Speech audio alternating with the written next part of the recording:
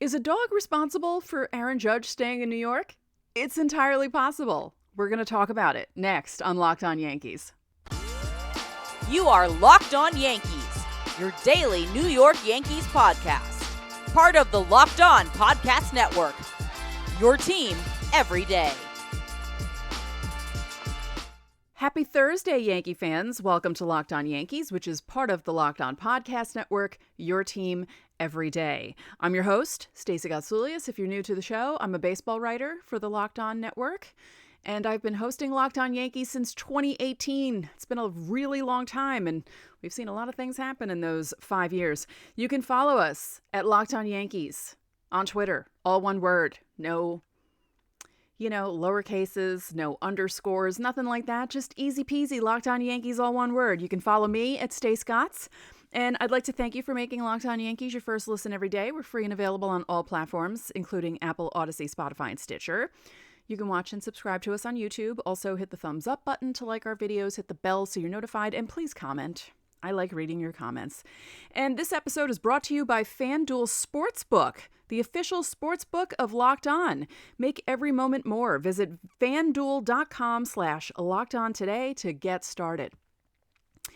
Some house cleaning, I guess we can say. Okay. Obviously, there was not a show on Monday because, and I thought I put something up in the YouTube community page, and I did not, so I apologize for that because I saw someone asking about it. I did not have access to all the lists yet, but I will by this Monday. So this Monday is going to be Minor League Monday.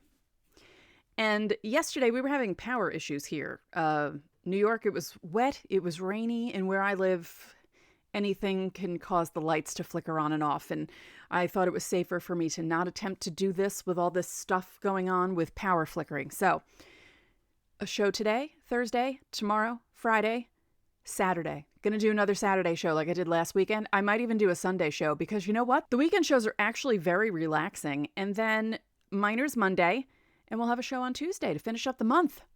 It's almost February. This is crazy. Now, let's talk about Aaron Judge. Let's talk about the dogs. We have to talk about it. And wow, my New York accent just really came out there when I said dog. Sometimes it doesn't and sometimes it does. It depends on the word. Aaron Judge was everywhere all at once this week, or so it seems. He was at a Ranger game. He was at a Knicks game. He was on The Tonight Show. He told stories of Anthony Rizzo sending him pictures of their dogs because apparently their dogs are best friends. Anthony Rizzo's dog, boy, they have wiener dogs, the two of them. These two big guys, especially Judge. Judge is huge. They have wiener dogs and they're best friends.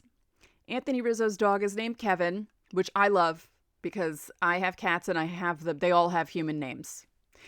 And Aaron Judge's dog is named Penny. They're a boy-girl best friend combo.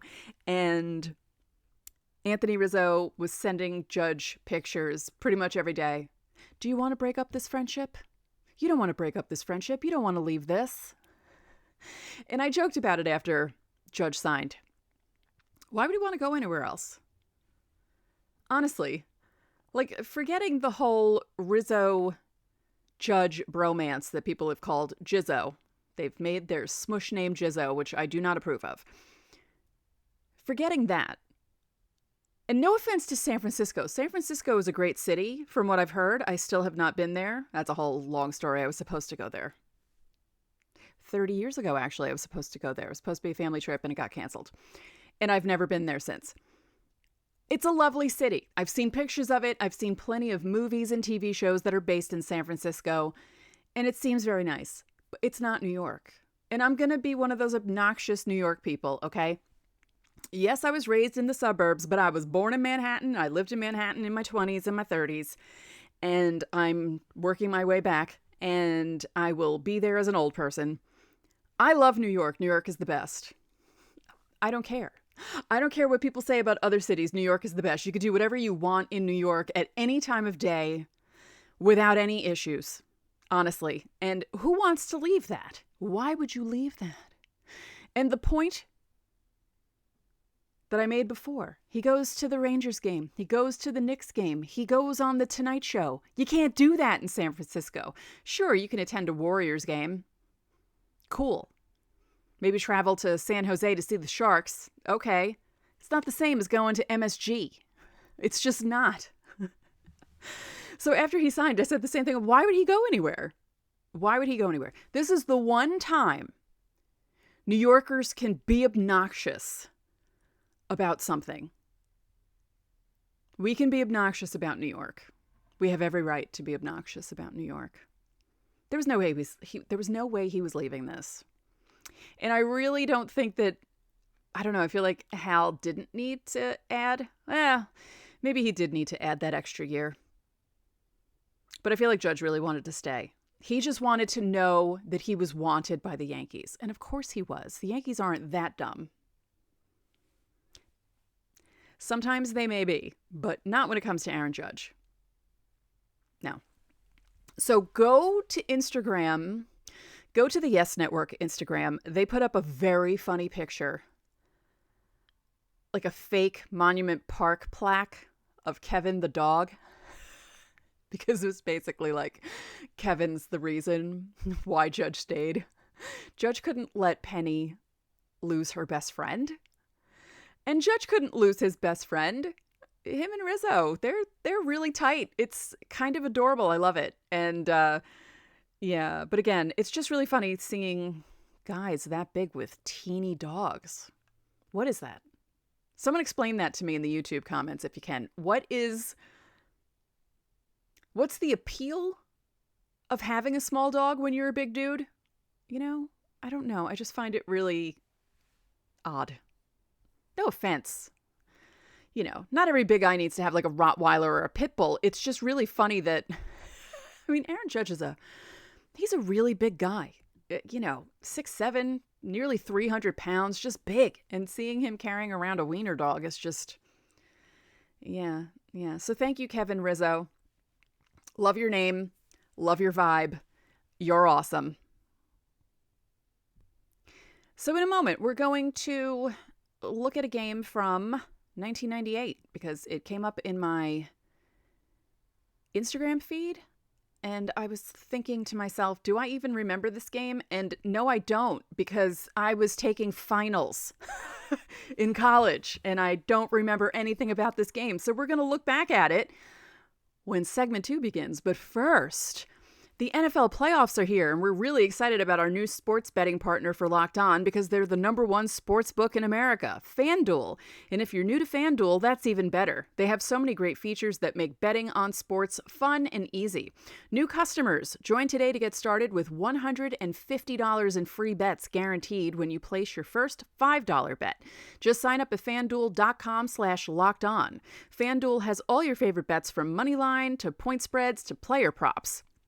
So this weekend, the 49ers and the Eagles are clashing in the NFC Championship game. And if you wanted to bet against the Eagles because you're a disgruntled Giants fan like I am, you can even combine your bets for a chance at a bigger payout with the same game parlay. Now, the 49ers are favored at plus 2.5 on the point spread, and the over-under for the game is 46.5. So you can do it all on an app that's safe and secure and easy to use. So football fans, don't miss out. Place your first $5 bet to get $150 in free bets, win or lose, at FanDuel.com/LockedOn. Make every moment more with FanDuel, official sports partner of the NFL. Thanks for making Locked On Yankees your first listen every day. You can make your second listen Locked On MLB Prospects. Host Lindsey Crosby is a prospect encyclopedia, and he's going deep on the MLB stars of tomorrow. It's free and available wherever you get your podcasts. So, this game came up on Instagram, and, you know, the date was familiar to me because it was 1998, and you're thinking, oh, okay, it had to be a good game because it was 1998 and the Yankees. It was May 13th, 1998. That was my last week in Oswego. It was my super duper senior year of college. I spent most of the 90s in college because I couldn't figure out what I wanted to do. And I graduated on the 16th. Yes, the 16th was Saturday. The 17th was when David Wells pitched his perfect game. So the 13th was a few days before. So there were good things waiting for the Yankees in the days to come. So on this day, Wednesday, May 13th, 1998, the day before the Seinfeld finale also, it was a 7:38 start at Yankee Stadium. The Yankees were 26-7 at this point, okay? They're playing the Rangers, who were 24-14. 24-14 is a good record, but 26-7 is amazing. There were only 23,142 people in the stands. And funnily enough, I just mentioned Seinfeld. Newman was in the stands, and I'll tell you why later in the game. But let's go through the lineups because I love doing this. Texas Rangers, Tom Goodwin, Mark McLemore, Rusty Greer, Juan Gonzalez, Will Clark, Ivan Rodriguez, Lee Stevens, Kevin Elster, oh my God, Fernando Tatis, and Rick Helling was your starting pitcher. Yeah. Yankees, Chuck Knobloch, Derek Jeter, Paul O'Neill, Tino Martinez, Bernie Williams, Darryl Strawberry was DHing, Chad Curtis, I can speak, left field, Scott Brocious, Joe Girardi, and your starting pitcher, David Cone. David Cone. So, home plate ump, Tim Sheeta. First base, Don Denkinger. Rick Reed was at second. Brian O'Nora was at third base. I've heard of every single one of those guys. The weather was 57 degrees, and the wind was out to left field, 8 miles an hour. There was no precip, so it was a lovely, coolish night at Yankee Stadium. David Cone started off well in the first inning. He set the Rangers down in order. And then the Yankees, well, Knobloch leaded, really.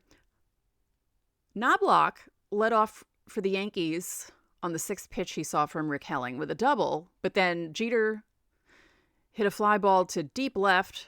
Paul O'Neill hit a pop fly to third base. It was caught in foul territory. And Tino Martinez hit a pop fly to first. So they got one left on base. Then, top of the second, David Cone gave up back-to-back home runs to Juan Gonzalez and Will Clark. That's not annoying or anything. You know, when Cone was on the show a couple of years ago, I had asked him what it was like to be a pitcher during those days in the 90s. You know, I mentioned Seattle and I mentioned Cleveland, but there were a bunch of teams that had scary dudes. Texas was one of them. Where there were certain guys in the lineup where you thought to yourself, I don't want to pitch to these guys. And, you know, he talked about what it was like to pitch to lineups like that because it wasn't easy to do. It wasn't like you had to really be careful with who you pitched around because you almost couldn't pitch around people because there were too many big guys in all these lineups. So, yeah, Juan Gonzalez and Will Clark go back to back. Things don't happen for the Yankees till the bottom of the third, and a good thing happened for the Yankees. Joe Girardi and Chuck Knobloch went back-to-back on singles. Derek Jeter hits a home run. It's a line drive to deep left field. Puts the Yankees up 3-2. In the top of the fourth, Rangers get a run back. Tisk, Coney. Just kidding. Juan Gonzalez leads off with a double. Will Clark hits a single that scores Gonzalez, so it's 3-3. In the bottom of the fifth, this is the big moment. Derek Jeter leads off with a walk. Paul O'Neill doubles to third base. I'm trying to picture this. How do you double to third base? There's no throwing error here in the box score. Ground ball to deep third. Jeter makes it to third. What happened? Oh my God. And you can't look at these highlights. You can't find them anywhere. Who is going to have May 13th, 1998 anywhere? Yes, they have Wells' perfect game, and I think they may have the footage from the imperfect game 2 days after that when the Yankees and the Orioles brawled, but they don't have this game. I need to know how you double to third base. Someone leave it in the comments and try and figure this out. Tino Martinez is intentionally walked to load the bases, and Rick Helling, sir, first pitch to Bernie Williams, grand slam. Yankees go up 7-3.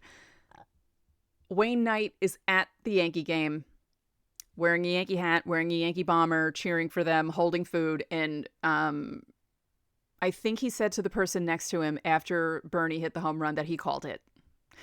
So, yeah, I think it's kind of cool that Newman was at Yankee Stadium the night before the Seinfeld finale.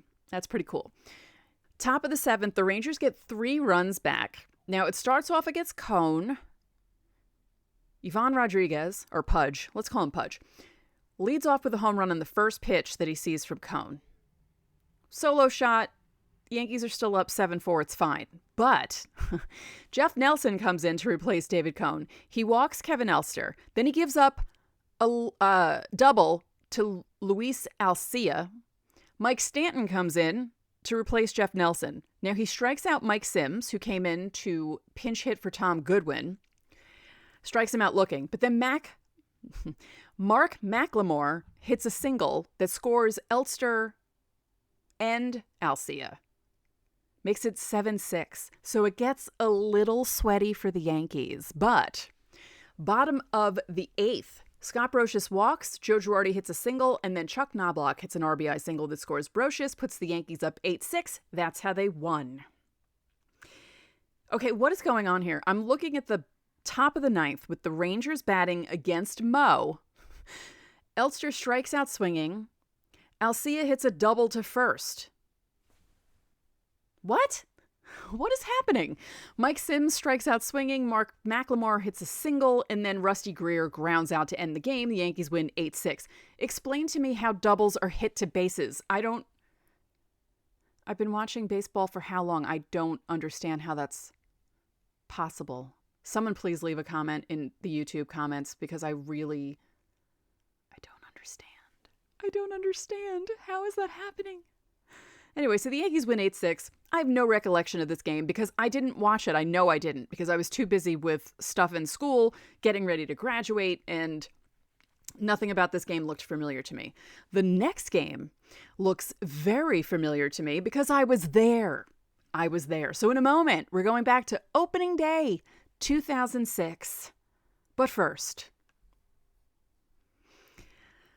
Okay, so Tuesday, April 11th, 2006, start time 1:09 local. Yankees against the Kansas City Royals, 54,698. I was one of them, sitting in my seats. In box 623, row C, seat 8 was my seat. I miss her.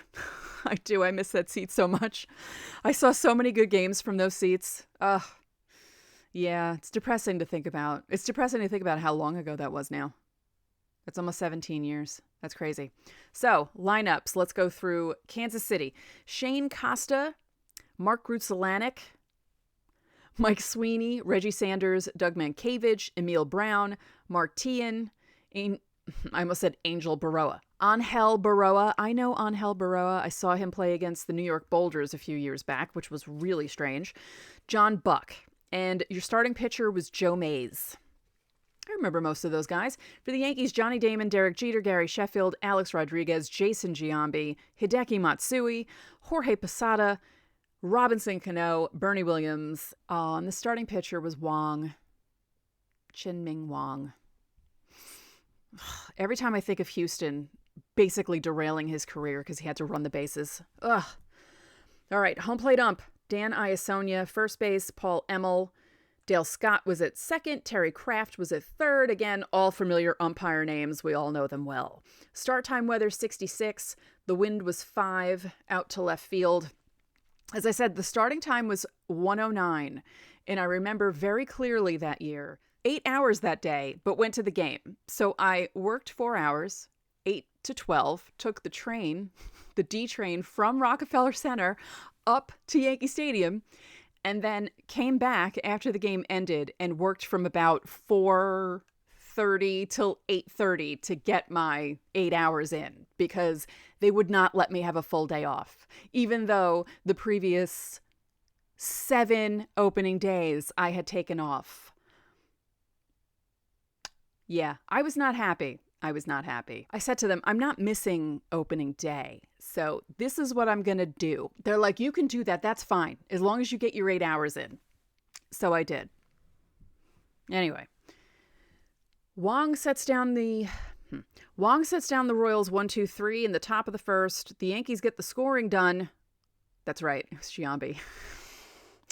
I love Giambi. Giambi was my favorite player when he played with the Yankees. Johnny Damon led off with a double. Jeter and Sheffield grounded out. Alex Rodriguez walked. Giambi hit a home run. That's right, 3-run home run. I'm picturing it right now because it was to right center field. Yep, okay. Hideki Matsui grounds out. So they're up 3-0. Royals strike back in the top of the second, but only 1 run. Mark Teahen hits a double. It scores Doug Mankiewicz. No big deal. That's fine. Bottom of the third. The Yankees score another run. Johnny Damon walks. Jeter hits a fly ball to right. Gary Sheffield grounds out to the catcher. I guess. Oh, yes. And then he threw it right. He hit it right in front of the plate. It was like a dribbler. And Damon made it to second. A-Rod walks. Giambi walks. Hideki Matsui walks. So Joe Mays walks in a run. It's 4-1 Yankees. Mike Wood comes in to replace Joe Mays, and he gets Jorge Posada to ground out. Now, the Royals tied the game in the next inning, which was very annoying to watch in person. Mike Sweeney grounded out. Then Reggie Sanders hits a home run. Mankiewicz grounds out. So there's 2 outs. There's 2 outs right there for Wong. But no, Emil Brown hits a double. He throws a wild pitch. While Mark Teahen is at the plate, Brown makes it to third. Then he ends up walking Teahen. Angel Baroa hits a single that scores Brown. John Buck hits a single that scores Teahen. And Shane Costa lines out. So it's 4-4 at that point. Now it's quiet until the Royals take the lead in the top of the 6th off Wong. He was still in the game at this point. Torrey did not take him out until the 7th inning. They got their run on a ground ball double play. Mankiewicz walked, Emil Brown singled, Teahen singled, and then Angel Baroa grounded into a double play and Mankiewicz scored. In the top of the 7th, Tanyan Sturtz comes in to replace Wong, gives up a first pitch home run to Shane Costa. I remember this because my dad did not have a very good reaction to it. My dad went with me. He was not very happy. He was not happy. Mark Rutzelanek hits a ground rule double. Mike Sweeney strikes out swinging. Reggie Sanders hits a single. Rutzelanek scores. Mike Myers comes in to replace Tanyan Sturtz. Remember those days when Mike Myers was on the Yankees? Sanders is caught stealing while Doug Mankiewicz is up, and then Myers strikes him out. So the Royals are up 7-4 at this point, okay? Think about that. Yankees don't score in the bottom of the 7th. Royals don't score in the top of the 8th. Scott Proctor pitched that inning, and he worked around a walk. Now, I remember him too. Andy Sisko replaces Elmer Descends. How'd you say his name? I remember his name. I'm looking at it, but I don't remember how to say it. Jason Giambi walks. Hideki Matsui hits a single. Jorge Posada walks. Yes, bases are loaded. Okay. Robinson Cano grounds out to third. They get the force out at second. Giambi scores. Matsui makes it to third. Bernie Williams hits a single that scores Matsui. Cano makes it to second. Andy Sisko is taken out, and I don't remember this guy's name. Ambiorix Burgos replaces Andy Sisko. Now, if you don't know who Ambiorix Burgos is, don't worry about it. He only played from 2005 to 2007. So he comes in, he gets Damon to strike out swinging, and then Derek Jeter hits a 3-run home run to put the Yankees up 9-7. Yay, Derek Jeter. And then Sheffield strikes out swinging to end the bottom of the 8th. But the Yankees pull ahead. They were down 7-4 heading into that inning. They score 5 runs. It's 9-7. Mo comes in, gets Shane Costa to ground out. Grutzelanek hits a single. He hits Mike Sweeney with a pitch. Esteban German, I think that's how you said his name, pinch ran for Sweeney. Reggie Sanders strikes out swinging. Doug Mankiewicz lines out to Mo to end the game. The Yankees win 9-7. Oh, when Tanyan Sturtz gave up that home run, Gus was not happy. He really was not happy. And I miss my dad so much sometimes. Well, I miss him all the time, but there are some times where I really, really miss him. And just thinking about how pissy he was that day is making me a little misty-eyed just because, Yeah, he's the reason why I do everything I do. So when I talk about games that I went to with him, I get,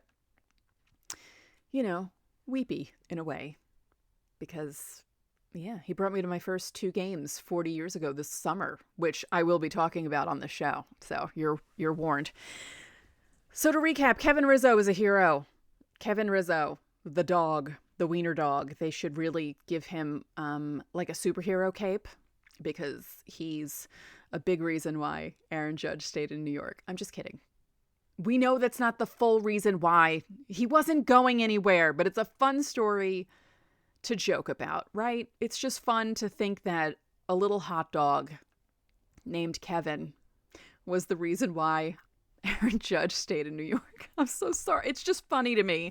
It's funny to everyone, right? Like it's just ridiculous. And in 1998, the Yankees won a game against Texas that I have no recollection of because it happened during my finals week, my finals week, because it was when I was graduating college. Newman from Seinfeld was there. It was the night before the Seinfeld finale, and Bernie Williams hit a big home run. And then Derek Jeter saves opening day 2006, and thankfully he did, because if he hadn't, my dad would have just been talking about that Tanyan Sturtz first pitch home run to Shane Costa. Of all people. What? No, Gus would have been talking about that for years. So, as I said, we're going to have shows just, Friday, Saturday, Monday, Tuesday. It's going to be a fun time. Monday will be the Miners show, and I apologize again for the fact that it didn't go up this week, but I will have access to all the lists for this Monday, and we're going to talk about all the prospects, and it'll be fun. So that's it for this episode of Locked On Yankees, which is part of the Locked On Podcast Network, your team every day. Remember, you can listen to the show on every podcasting platform available. You can watch and subscribe to us on YouTube. Again, hit the thumbs up button. If you're not watching, I'm putting my thumbs up. Comment on YouTube and click the bell so you're notified as soon as our videos go live. And just thank you for making Locked On Yankees your first listen every day. We really appreciate it. It's just really great that I have you guys to listen to me yap. It's just fun. You can make your second listen Locked On MLB Prospects. Host Lindsey Crosby is a prospect encyclopedia, and he's going deep on the MLB stars of tomorrow. It's free and available wherever you get your podcasts. So enjoy your Thursday, and I will talk to you all tomorrow.